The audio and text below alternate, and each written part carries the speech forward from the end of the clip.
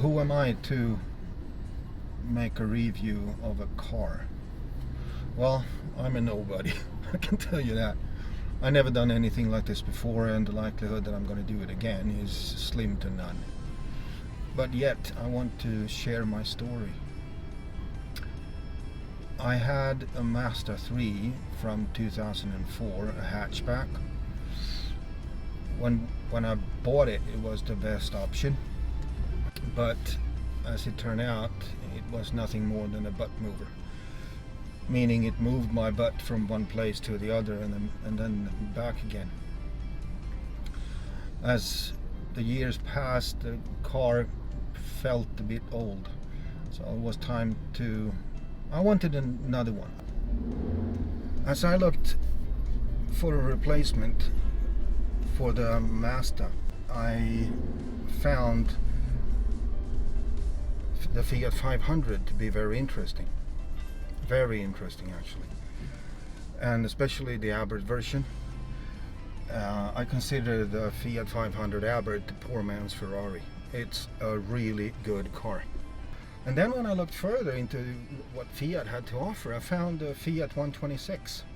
That's an interesting one. The 126 Spider, a convertible. And I looked at that one too, and I said, okay, if I didn't live in Guatemala, then that would be very interesting. Pretty cool car, actually. The Fiat 126 Spider is made on the same platform as the Mazda Miata, or Mazda MX-5 as it's called today. And to my understanding, the MX-5 and the Fiat 126 Spider is actually manufactured by Mazda in Japan. That was news to me, but that's pretty cool. I like it, and it's a very nice looking car. I think the 126 Spider looks a lot better than the MX-5. But as I wanted to do some exploring in Guatemala and the rest of Central America, 500 or a 126 Spider, it's not the best of vehicles going off-road, you know. So those two, they didn't make the list. I have some experience from four-wheel drive vehicles or off-road vehicles in the past. In the military, I occasionally used a Volvo C202, it's called. And but that one is, first of all, it's not available here, of course, and second of all, it's very good off-road, has portal axles and whatnot, but driving it as a daily driver, not my cup of tea. Before moving to Guatemala, I had experience from the Suzuki Jimny as well. The first Jimny I had was a company car. The second one I bought because I liked the car so much. I wanted one of my own. And in my own Jimny, I did install a rear diff locker. That diff locker changed the behavior of the car from being a very capable off-roader to become nothing but a mountain goat. It was an amazing experience. Now, as the new Jimny showed up, the fourth generation, that was in 2018, I saw it, I looked at it, and I said, yeah, this is the one I want. But then doubt hit me a little bit. What if this isn't as good as I thought it would be? What if this isn't as good as I hope it would be? What if this isn't what I wanted? So I tried to convince myself not to buy it. And I did that by checking what alternatives to the Jimny is there. Because I would need to buy the Jimny brand new. And I wasn't sure if that was the best of options. So what other vehicles are there? Before I go into that part, I want to tell you the short version of the Jimny story. In 1968, Suzuki bought a company called Hope. Hope made a vehicle called Hope Star. And the Hope Star was a K car. A K car is a very tiny vehicle that is unique for Japan. It is limited in size as well as engine, and it is a city car vehicle.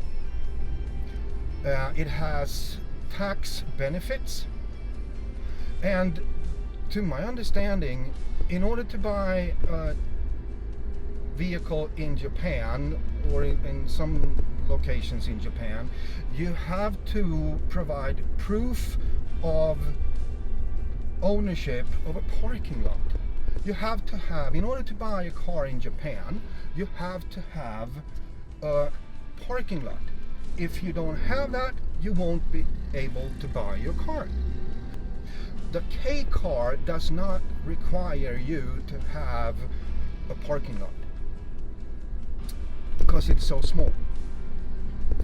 So, back to the Hope Star. Suzuki bought the Hope Star.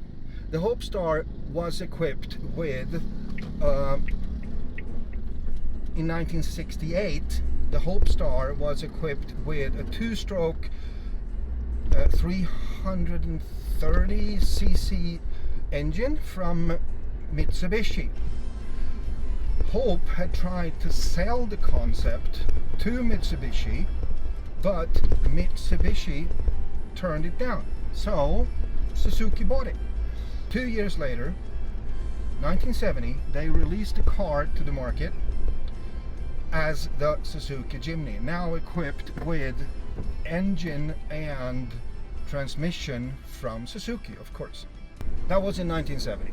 In 1981, Suzuki released the second generation. Oh, by the way, the first generation was called LJ10.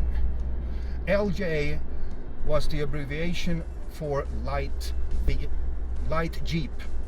LJ was the abbreviation for light Jeep. In 1981, Suzuki released the second generation.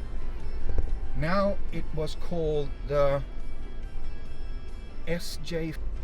In 1985, Suzuki began exporting the SJ to United States and North America. At some stage, Suzuki outperformed Jeep by 2-1. Meaning for every 2 Jimnys sold, Jeep sold 1 Wrangler. In the years to come, this turned out to be a sad story for everyone involved. Somebody flipped a Jeep over,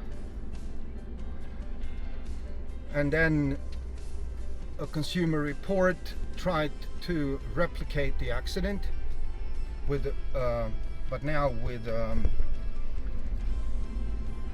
Jimny, that at the time was called Samurai in North America as well as in Europe. This Consumer Report turned out to be a false narrative, but the damage was already done. The Suzuki numbers plummeted. Suzuki took the Consumer Reports, or the journalists or whatever, to court, and they won. They got $60 million. Suzuki got $60 million in damages.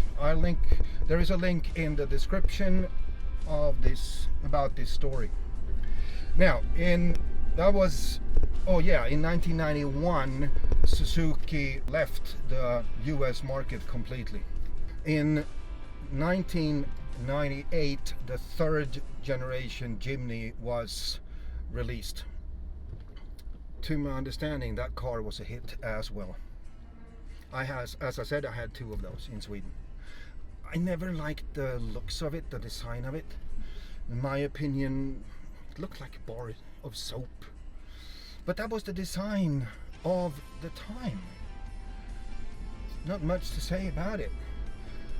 It was a heck of a vehicle off-road. It was fairly good on-road, but nevertheless, I didn't like the design. It looked like a bar of soap. Okay? Now, as I said, I looked into other vehicles, and one of them, of course, was the Land Rover Defender, the old version. But when I saw the prices of it here, a new one, forget about it. I can't afford that. A used one, maybe if I'm pushing it a bit. But then we had the bush mechanic issue. In order to create a vehicle that is good enough for overlanding, you have to have a reliable one. Which means buying a used vehicle, you have to refurbish engine, transmission, as well as the entire electrical system. If that is even possible to do, it would become far too expensive. Yes, I could probably do it myself, but I don't have the garage to do it, I don't have the tools to do it, and I really don't know if I want to do it. I'm kind of fed up with it. No. A Land Rover Defender, I'm sorry, I wouldn't buy it. The new Land Rover Defender, it's about to get the same rumor as the old one. First of all, it's not made for off-roading primarily. It's made for on-road. Second of all, it's getting the rumor of being unreliable as the old one. And third of all, it's a joke. The car is a joke. It's pathetic. And then I looked at Toyota because they have a very good reputation when it comes to off-roaders. What about the old FJ40? That looks pretty cool. That looks nice. Bush mechanic issue again. If you want to get reliability, you have to refurbish engine, transmission, as well as rebuilding the entire electrical system, because Bush Mechanics has made maintenance and repairs on the vehicle. Toyota FJ40, forget about it. The total cost of it would be too much. It wasn't worth the issue. So, another option, Toyota 70 series, the Land Cruiser series. Those are just remarkable. I checked the 76 series. That's a large SUV. Comes in 2-door or 4-door. I don't think Toyota makes them anymore. But then we had the Bush mechanic issue again. So I said, no, I wouldn't do it. Then I looked at the 78 series, the Troop Carrier. Troop Carrier, I think the Troop Carrier was initially made for the Japanese military. As the name suggests, it's made to carry troops. But that car is too much of a bus for me, and I don't think I've seen a troop carrier here in Guatemala during my 10 years in the country. So, okay, what's the next one then? Well, that's the 79 series Land Cruiser, and that's a pickup truck.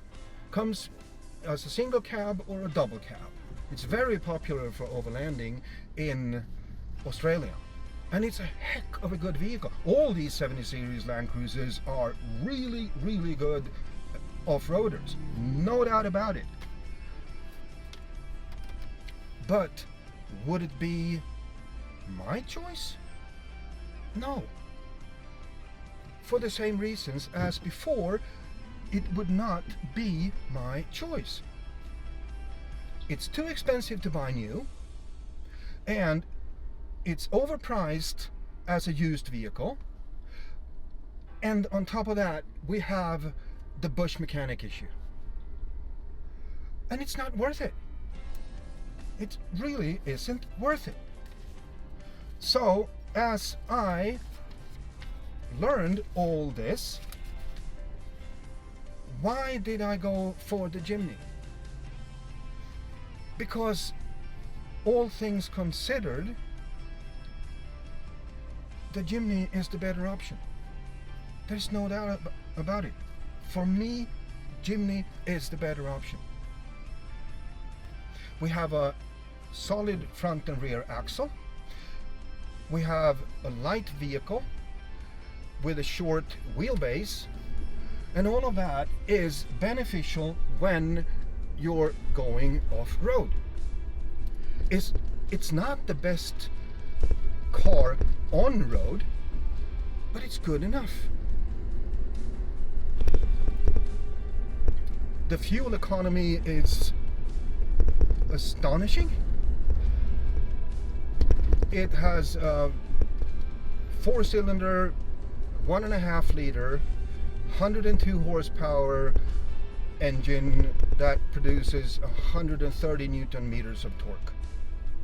And with the low range gearbox that it is equipped with, the torque increases by 100%. And that's what you need when you go off-road. Torque is what you need when you go off-road. And this car delivers it. There is, though, one vehicle that I would buy in a heartbeat if I had the money. And that is the Ineos Grenadier. But it's too much money. Far too expensive for my economy. Production is going to start in next year, in 2022. There is a link in the description to the Grenadier story. Watch that story. What Sir Jim Ratcliffe has done when it comes to the Grenadier, it is nothing but impressive. It's astounding, if that is the right word, I don't know. So, but back to my Jimny. Yes, this was my best option. I've had it for a couple of months now, and I have no regrets. I've taken it off-road into gravel, I've taken it into some mud, I've driven it up a mountain, I've given it a couple of tries, and it has outperformed every single expectation that I had of it. Why didn't I go for a modern SUV? I think I need to explain that. It says 4-wheel drive, doesn't it? On the trunk, right? Yeah, it says it is. It isn't. They are 4-wheel drive pretenders. They are not made for off-roading, and that I needed a vehicle that was made for off-roading, because I need a vehicle that is prepared for the worst of environment. They are pathetic when it comes to off-roading. They are off-road pretenders. That's what they are.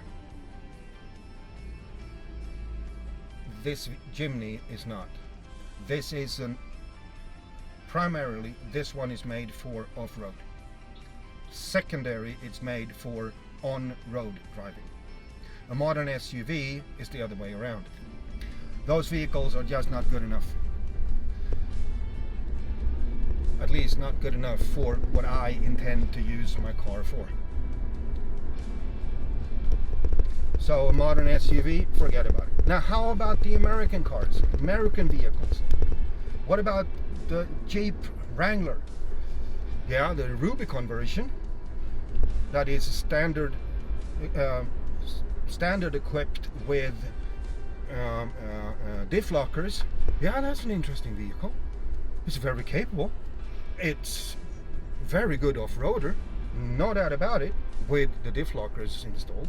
But then, buying a new one, I get, for the price of one Jeep Rubicon, I get 2.5 Jimnys. Is the Rubicon worth the money? No, it isn't.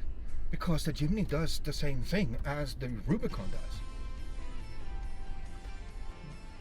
Buying a used one, you got the bush mechanic issue again. So forget about it. If you want to go overlanding, you need a car that is reliable. And a bush mechanic Rubicon needs to be fixed first, which means that a total price of it will be, as with all the others, far too high.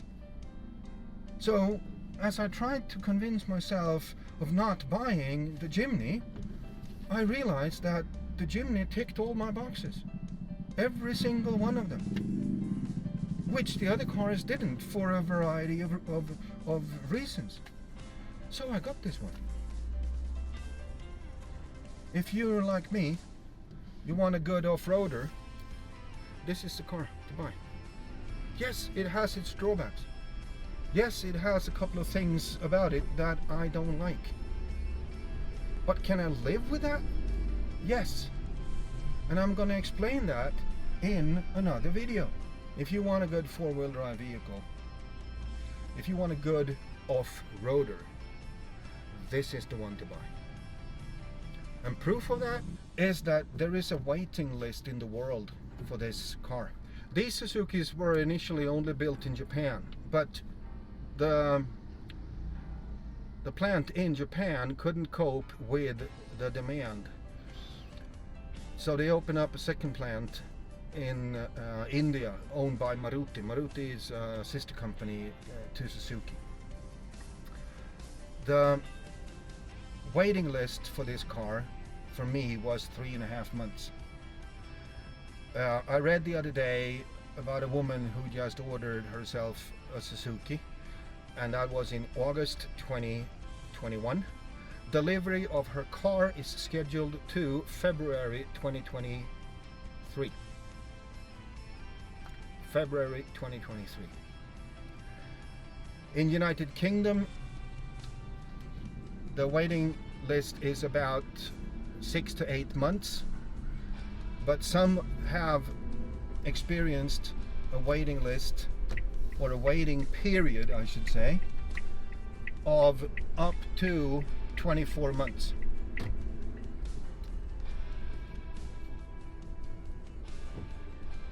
Because Suzuki just cannot produce enough of these vehicles. To my understanding, Suzuki Guatemala has sold more than 3,000 Jimnys since 2018.